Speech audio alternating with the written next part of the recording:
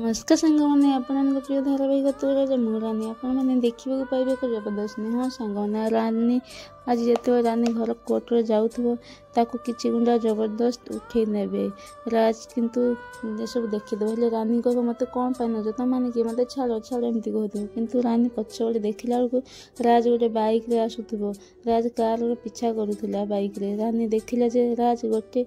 bike रे आसुँच रानी साहस बढ़ीगला राज राज मुझे जानी राज तुम निहत मत बचाई आसो तापर सेपटे रानी देखले राघव गोटे कार आसवा देखी रानी आश्चर्य हो गला आउ कह ए राघव राघव कौन पाई आसी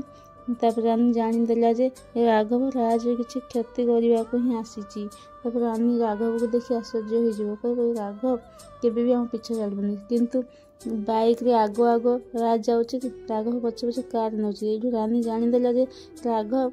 राज एक्सीडेंट करने ही चाहूँचे राघव एत जोर से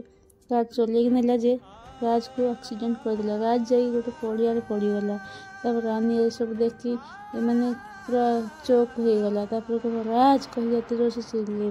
कहीं राघव चाहूब जे राज को रास्ता हटेक रानी को निजर करने